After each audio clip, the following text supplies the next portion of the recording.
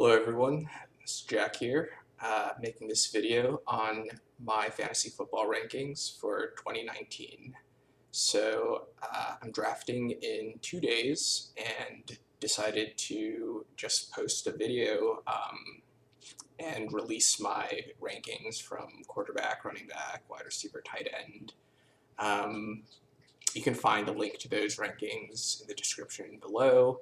It's a Google sheet, anyone can look at it, and I decided to just make this video to see, if anyone will see it, and I think it'd be pretty funny if someone in my league found this video before the draft and basically knew my strategy going in, but I guess that's part of the fun of it. So, like I said, you can find my rankings in the link down below, and now I'm going to just walk through my different rankings and an overview of the different positions.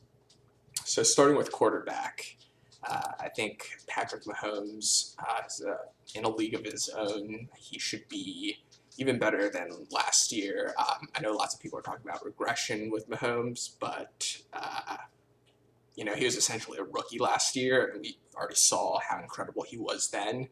And I think another offseason of training with all his experience, I see good things for Patrick Mahomes.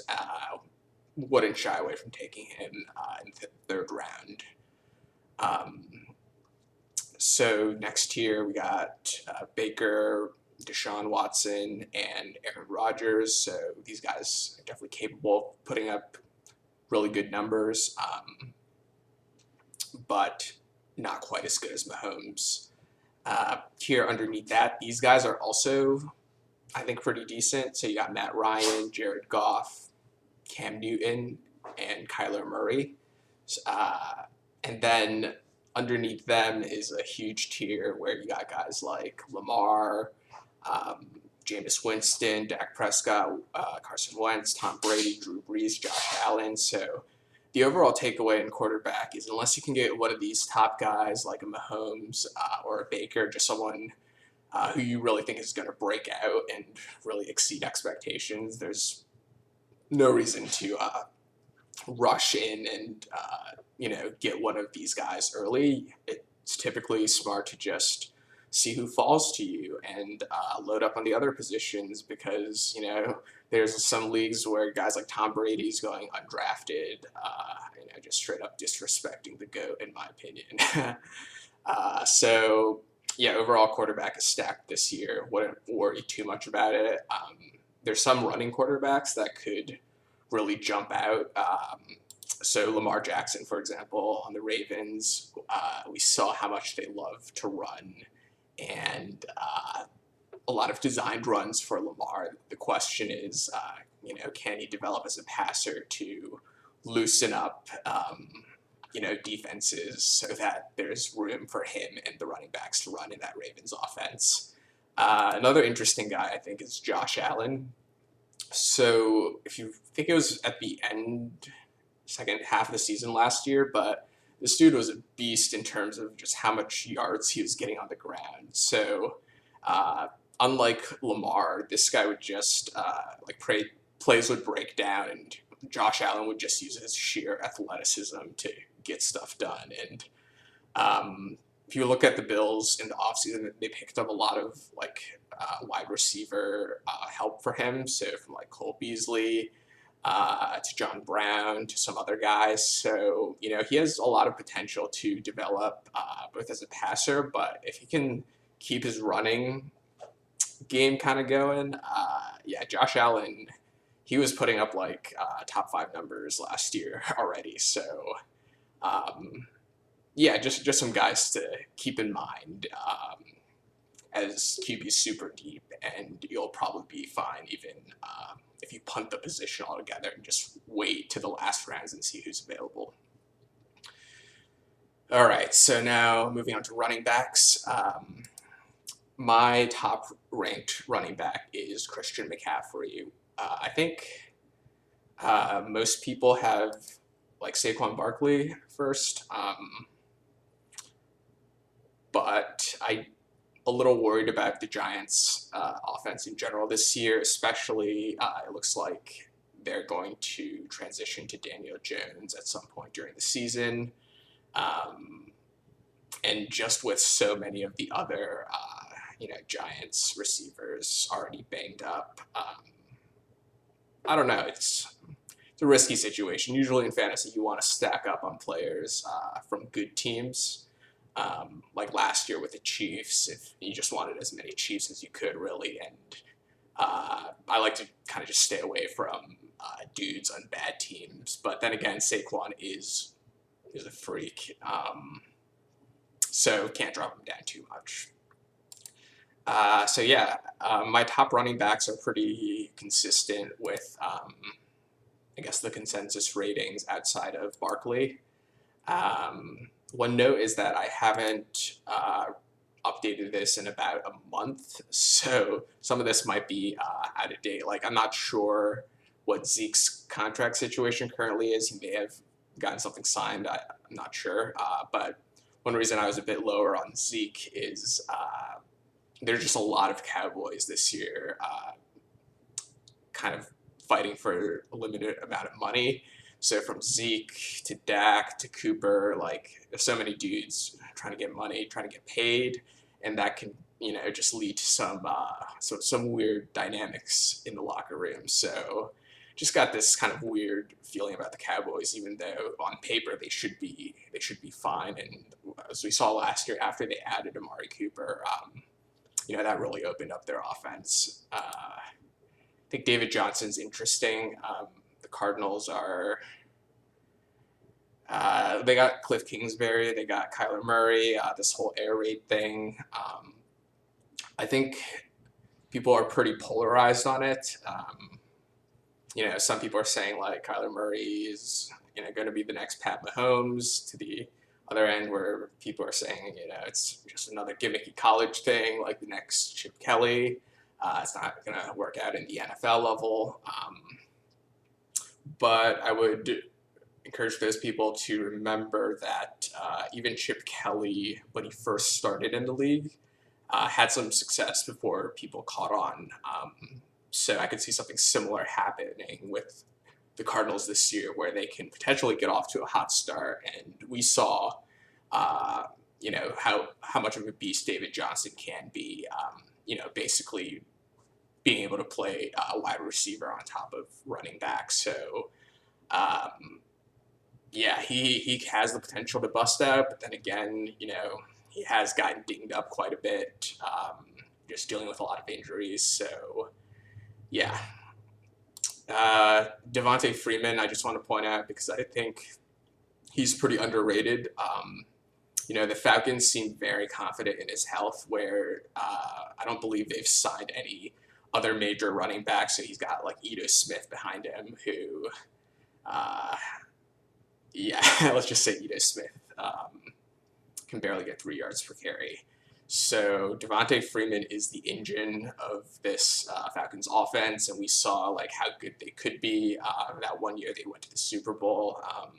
Matt Ryan, I think, was the MVP that year. Devontae Freeman had a big role in the running game. They still have Julio. They got, what's his face? Dirk Cutter back. I think Freeman, unless, something happens to his knee or just gets injured, I think he should be pretty good. Then my next tier of running backs, there's quite a few of them, about like 10 of them, from Todd Gurley down to James White. Keep in mind these rankings are for half PPR, so guys like James White and backs who catch a lot of passes will rank a bit higher than guys who just purely run the ball. I think Todd Gurley is the Rams definitely know this guy can't hold up with the amount of work they tried to give him last year. So I think they're definitely going to pace him a lot more.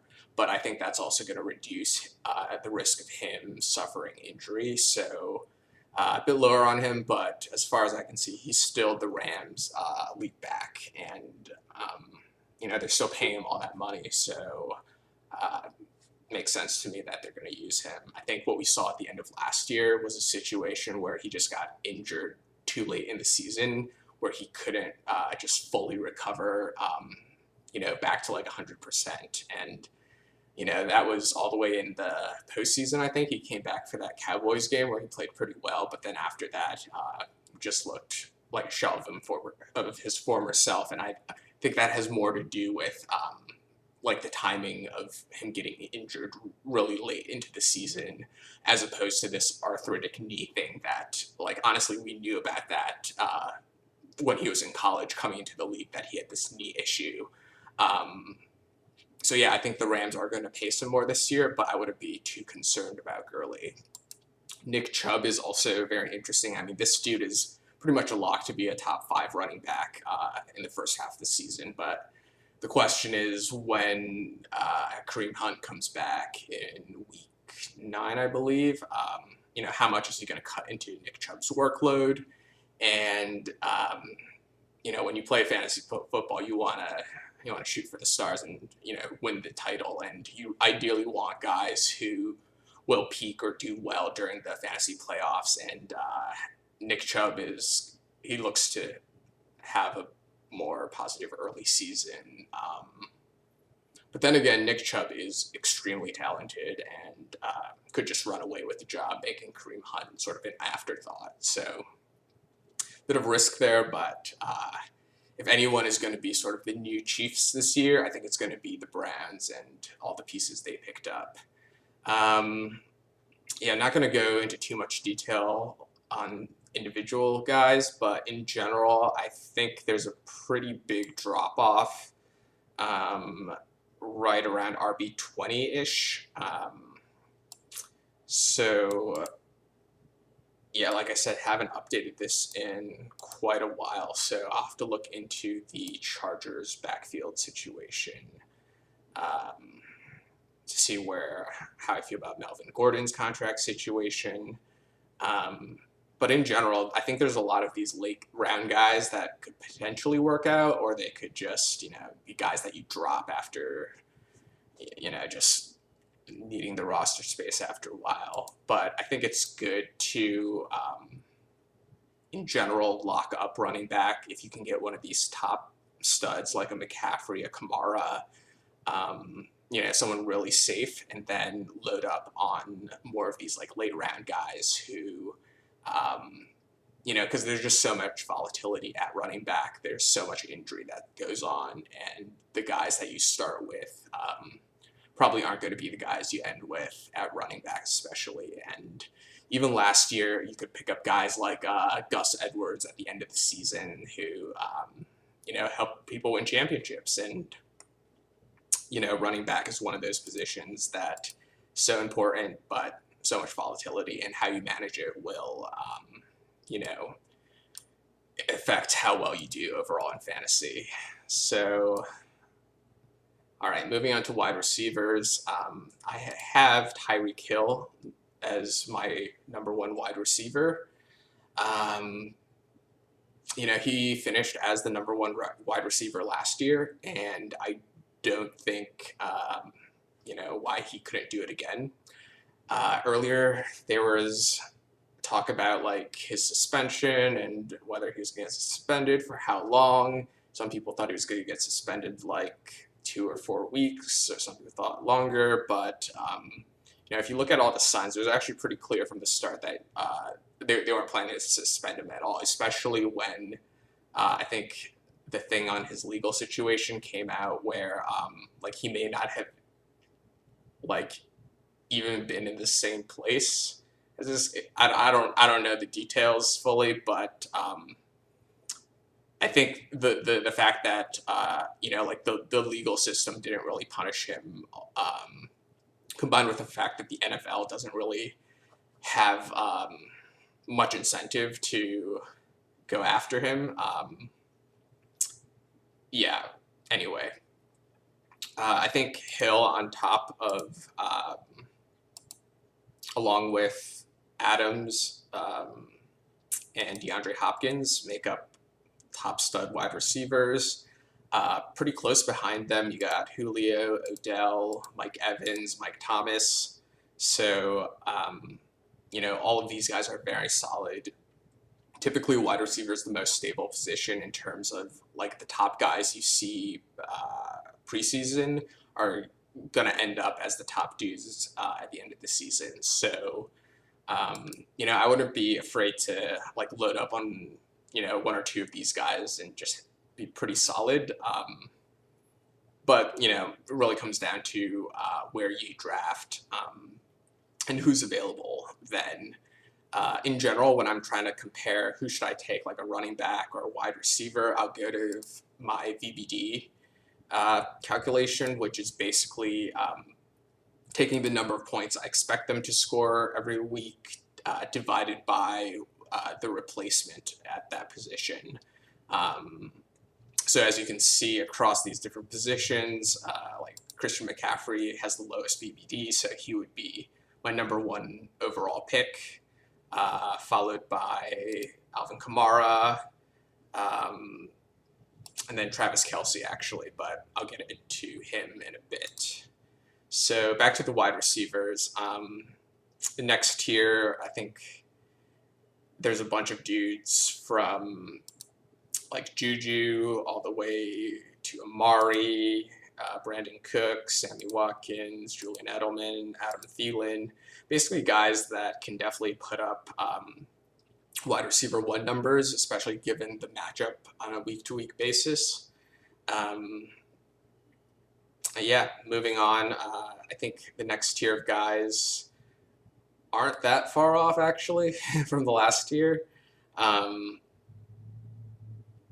think a lot of wide receivers really comes down to the weekly matchups, and if they're facing a team that has a good pass defense, especially relative to their run defense, can really dictate that weekly game plan of how teams want to attack.